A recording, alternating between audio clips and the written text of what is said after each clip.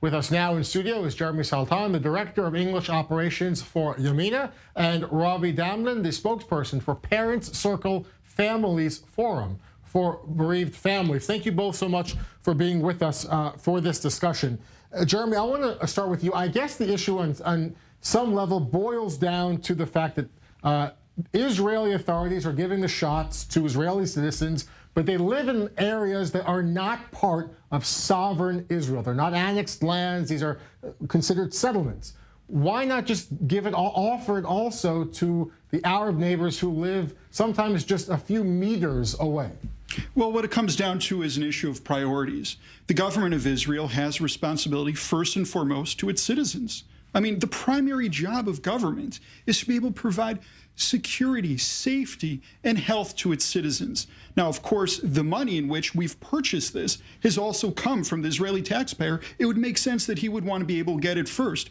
No one's saying the Palestinians shouldn't get it. It's a question of who gets it first. Now, Cyprus has also sent a delegation. They're a neighbor of ours. They want to buy some off of Israel. My answer to the Cyprus is the same as to the Palestinian Authority. Go make your own deals, make your own contracts, buy what you can. Within a few months, everyone is already going to have one. This isn't something that's going to go on for a year or two. Yep. But what is important right now is that Israeli citizens know that they will be able to get one before their neighbors do. Robbie, your reaction?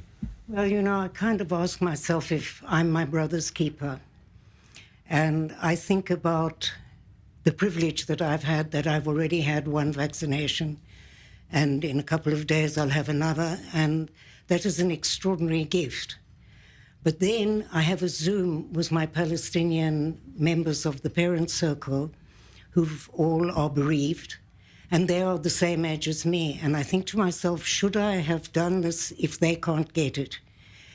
Basic human right is medical health.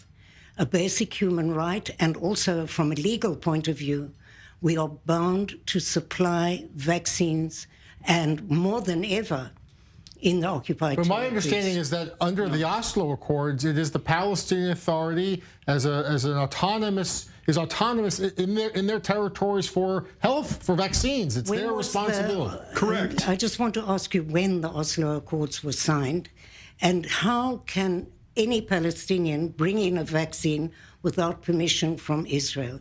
But much deeper than that, it's a deeper thought about we as Jews are supposed to bring light unto nations. I think that light is very dim when we can't think about giving vaccinations to people who live in the occupied territories. Would I, if I was a settler, would I want my kid to go to the shops nearby and where the Palestinian shops, Rami Levy, for instance, and he might then be exposed to coronavirus? Okay, you touched on owe this to them. It's not a question of money. And just incidentally, just one thing I wanted to say. Sorry, I didn't want to interrupt. No, it's okay. Go ahead. And I promised that we wouldn't shout at each other. One of the things that is terribly important to know is that the World Health Organization, where Israel also pays part of that fee, that COVID fee, asked through the Palestinians for vaccinations for the medical teams. That I know from Doctors for Human Rights, and they didn't get it. And that, for me, is criminal. All right, so your thoughts, Jeremy, on the moral aspect here. Even if there's no legal there is no legal obligation, if before Israel starts vaccinating perfectly healthy college-age students who are healthy, why not offer some to at-risk Palestinians? So again, the way I'm looking at it, and I will talk for a minute about the legal issue, because yes, legally binding what counts is the Oslo Accords, and we do not have a legal thing. But if we go to the moral side, of course, again, everyone should be able to get this vaccine. I'm hearing something about Israel not allowing vaccines coming in. I haven't heard about that. No, I haven't seen that reported by anyone, by you guys or anyone else. What I can tell you is this. What it comes down to is we worked really hard to be able to go ahead and get to the front of the line and to go ahead and tell Israeli citizens who paid in many cases double the price. And let's be honest about this. We don't know if all the deliveries are going to show up on time. We don't know if the promises that we're getting from the Prime Minister are true, that really everyone will be vaccinated by the end of March. We have to make sure that our population is taken care of. I understand the moral situation here, But just as I'm telling Cyprus, I'm telling the same thing with Palestinians. This isn't something specific to them. It's to everyone else. If Greece calls, if Egypt, who we have a peace deal with, calls, there's not much we can do here. We need to take care of our citizens. And I'll tell you something, if any of those countries had it before we did, they would not be going ahead and having some sort of moral obligation to help the Jewish people or the Israeli nation and to go ahead and give it to us first. Rob, your response to that, Jeremy's point, this is not exclusive to the Palestinians. Other nations have come to Israel asking for help, and Israel has turned them down at this point. Israel has a duty towards the occupied territories. Israel has a duty towards the Palestinians that are in jail, for instance. They have a duty. It is not only a moral duty, it is also international law. What about the agency of the Palestinian Authority? They spend hundreds of millions of dollars in stipends for convicted killers and for convicted terror prisoners.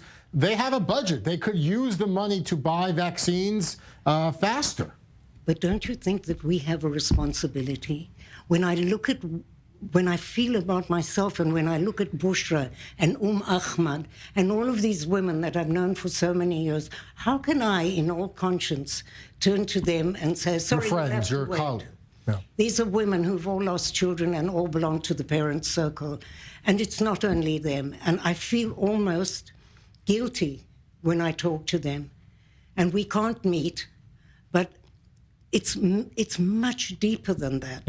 It's a question of morality. It's this, you want your friends to get it before my friends get it. And that's legitimate for you to want that. What it comes down to is they have an address, and that's called the Palestinian Authority.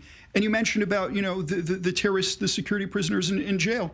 Look, they're not going anywhere anytime soon. When we go ahead and we're doing this, we go ahead and take the entire prison service and make sure all the guards are vaccinated. They shouldn't be getting corona. So there's no real reason to go ahead and rush these people to the front of the line for a health reason. And again, going back to the budget issue, the terrorist, the security prisoners are getting money from the Palestinian Authority instead of going ahead and taking that money that's going to these terrorists who have killed Israeli citizens and using that money to buy more doses so that their citizens are able to go ahead and have better lives. Jeremy, we were talking about people in jail. I'm not talking, that is Israel's responsibility.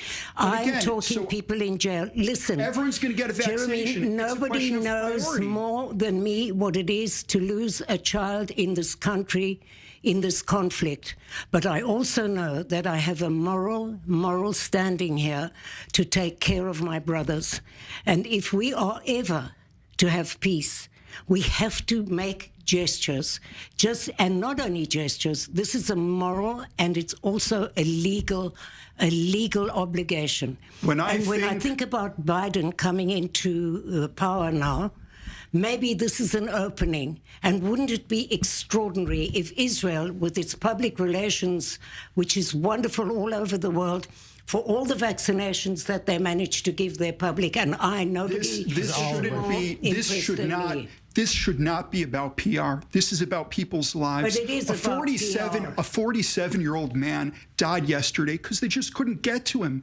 They just couldn't get to him. There are 4,000 Israeli citizens who are dead because of corona.